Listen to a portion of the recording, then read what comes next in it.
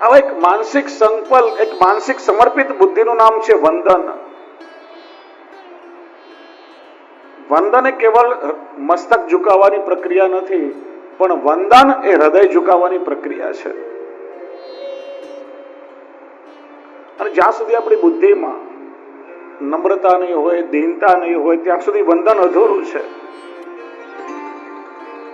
ઘણા લોકો વારંવાર મોઢેથી બોલતા હોય, તમારા પગે પડું છું, પગે પડું છું, પડતા માથે હોય હંમેશા. ખાલી પગે પડવાથી વંદન ના થાય.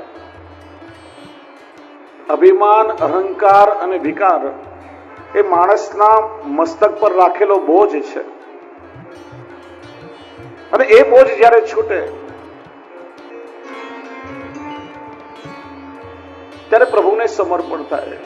ઠાકોરજી એટલા માટે તો દાન લીલા કરી છે. કોઈ ચિંતકે બહુ સરસ કહ્યું છે, મોટપને માથે લઈ જિંદગાની દોડી છે, અંતે મટકીને ગોપાલે ફોડી છે. માતાનો ભાર અહંકારનો ભાર છે, મમતાનો ભાર છે. હું અને મારું એ માથા પર રાખેલો ભાર છે. અને ગોપીઓના માથા પર એ જ ભાર હતો ને. અમારો પરિશ્રમ છે. ગાયો અમારી, ગૌ દોહન અમે કરીએ, દધી મંથન અમે કરીએ, અમારી આજીવિકાનું સાધન છે. શા માટે કૃષ્ણને આપીએ? અને એ મટકી ફોડીને ઠાકોરજીએ એમની અહંતા અને મમતાનો ભાર હળવો કર્યો છે.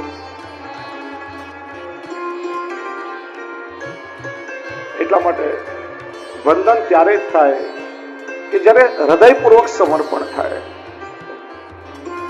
હમણાં થોડા સમય પહેલા આંધી આવી હતી ને મોટી, હજારો વૃક્ષ પડી ગયા. સૌરાષ્ટ્રમાં ઉના બાજુ મોટા મોટા નાળિયેરના ઝાડો મૂળમાંથી ઉખડીને પડી ગયા. પણ જમીન પર ઉભેલું લીલું ઘાસ એને કઈ વાંધો આવે ખરા? કેમ કે વૃક્ષ છે, એકદમ તટાર ઉભા હોય. અને એટલા માટે આંધીમાં પડી જાય. પણ જમીન પર રહેલું ઘાસ પવન આવે એટલે ઝૂકી જાય, પવન એના પરથી ચાલ્યો જાય, આંધી ચાલી પસાર થઈ જાય, એનું કઈ ના થાય.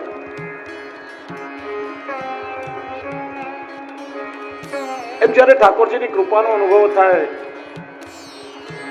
ત્યારે જીવ ઠાકોરજીને શરણાગત થાય. જીવ શરણાગત થાય જ્યારે નિસ્સાધનતાનો ભાવ આવે તો નિસ્સાધન જીવ ઠાકોરજીને વંદન સિવાય બીજું શું કરી શકે? જો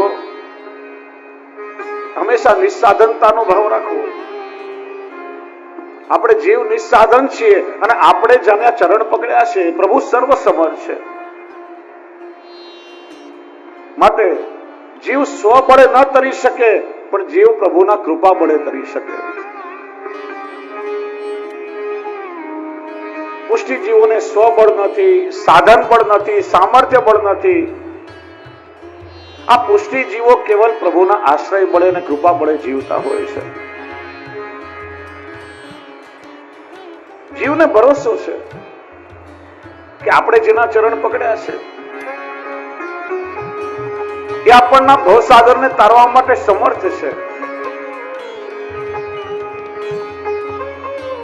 ભાગવતજીમાં આપણે દર્શન કર્યું, સુરદાસજી વર્ણન કરે છે, જબ લગ ગજબલ અપનો ભરત્યો નેક સર્યો નહીં કામ, નિર્ભય હો બલરામ પુકારે આए आधे नाम, सुनेरी मैंने निर्बल के बलराम. પ્રસંગ આપ સૌ જાણો છો, વધારે વિસ્તાર નહીં કરું.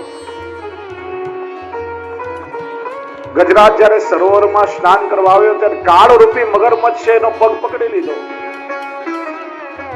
પેલા ગજરાજ વિચારે કે હમણાં મારા પગના તળિયે મગરને કચરી નાખીશ. સ્વ સામર્થ્યનું એને અભિમાન હતું. મગરની સી વિસાત, હમણાં એને કચરી નાખીશ. ગજ અને ગ્રહાનું યુદ્ધ થયું. કે છે ને પાણીમાં મગરની તાકાત હાથીની તાકાતથી વધી જાય. હાથીનું બળ ક્ષીણ થવા લાગ્યું. જો પોતાનું સ્વબળ છૂટ્યું પછી લૌકિક વ્યવહારનું એને ગુમાન થયું. મારી હાથણીઓ, મારો પરિવાર ઉભો છે, કોઈક મને બચાવશે, કોઈ મારી રક્ષા કરશે, મદદ કરવા માટે પોકારવા લાગ્યો. પણ બધા જ ઉભા રહીને તમાશો જોયા કરે, કોઈ બચાવવા ના આવે. જ્યારે બધા જ લૌકિક સાધનનું બળ છૂટી ગયું અને ત્યારે પ્રભુનો આશ્રય બળ દ્રઢ થયો કે આ જગતમાં મારી રક્ષા કરવા કોઈ સમર્થ નથી. મારી રક્ષા તો કેવલ મારા શ્રી હરિ જ કરી શકે. પ્રભુને પોકારે આપશો રે. હરિ શબ્દ પૂરો બોલે એ પેલા તો ભગવાન ગરુડ પર બિરાજીને પધાર્યા, હાથીની રક્ષા કરી. બીજું ઉદાહરણ સુરદાસજી આપે છે. દ્રુપદ સુતા નિર્મલ ભઈ તાદિન તજ્યાય નિજ ધામ, દુશાસન કી ભુજા તકિત ભઈ વસન રૂપ ભૈસા. દુર્યોધને દુશાસનને આજ્ઞા કરી.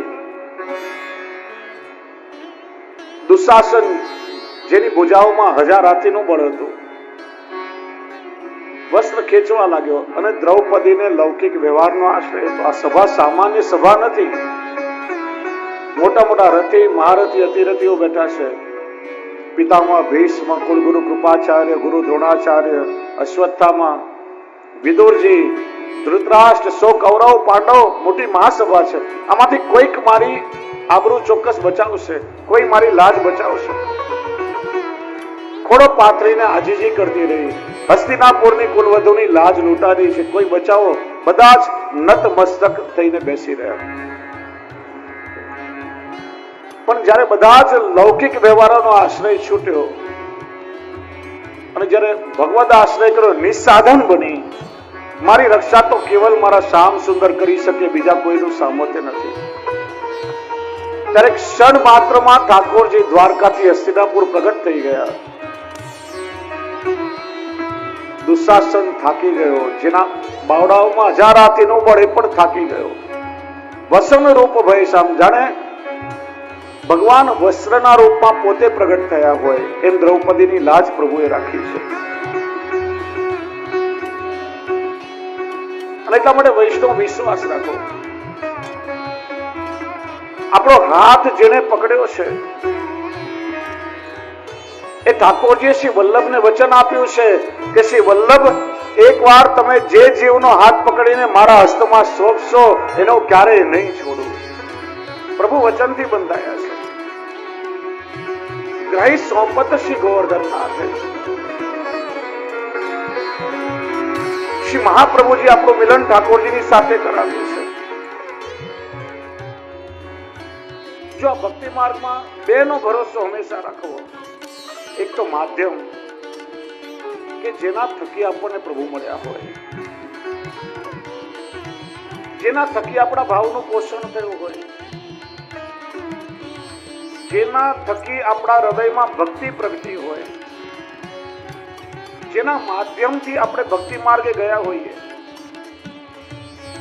એ કાનીને ક્યારે ન ભૂલવી, એ માધ્યમને ક્યારે ના ભૂલવું. જેના થકી, જેના માધ્યમથી આપણે શ્રી વલ્લભ સુધી પહોંચ્યા હોઈએ, જેના માધ્યમથી આપણને પ્રભુ મળ્યા હોય, એને ક્યારે ન ભૂલવું. આપણા ભક્તિ માર્ગમાં કાનીની બહુ મહત્તા છે. આમ હું કરું એ પુષ્ટિ માર્ગમાં ના ચાલે. તમે ઠાકોરજી સુધી પહોંચ્યા, પણ કોના થકી તમે પહોંચ્યા એ મહત્વનું છે. ભલે દરરોજ તમે તમારા ઘરમાં ઠાકોરજીને 32 પ્રકારના વ્યંજન ધરો,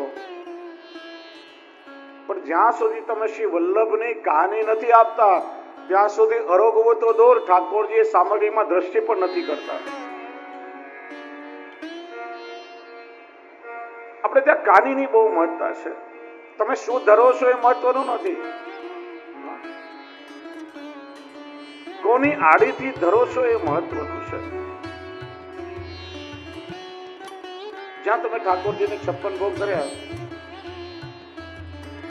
તમે એટલી જ વિનંતી કરો કે કૃપાનાથ શ્રી વલ્લભની કહાનીથી અરોગજો, ત્યાં તો ઠાકોરજીને જોરથી ભૂખ લાગી જાય, પ્રભુ અરોગવા તત્પર બની જાય. બાકી ઠાકોરજીને ત્યાં પદાર્થની કે સામગ્રીની કોઈ ખોટ નથી.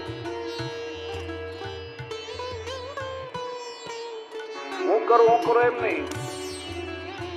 ક્યાંક કાનીની મત છે. તમે 84 બેઠકની યાત્રા કરવા માટે જાઓ, તમે પોતે જારીજી ભરો અને એક કોઈ વલ્લભકુલના આચાર્ય બાલક સાથે તમે ગયા હો, એ વલ્લભકુલના બાલક જારીજી ભરતા હોય ને તમે એને હાથ લગાડો, કોઈ ભગવતી વૈષ્ણવ જારી ભરતા હોય તમે એને સ્પર્શ કરો, એ બહુ મહત્વનું છે. પ્રભુ એ જ હાથને ઓળખે છે કે જે નિત્ય ઠાકોરજીની સેવા કરે છે વૈષ્ણવ.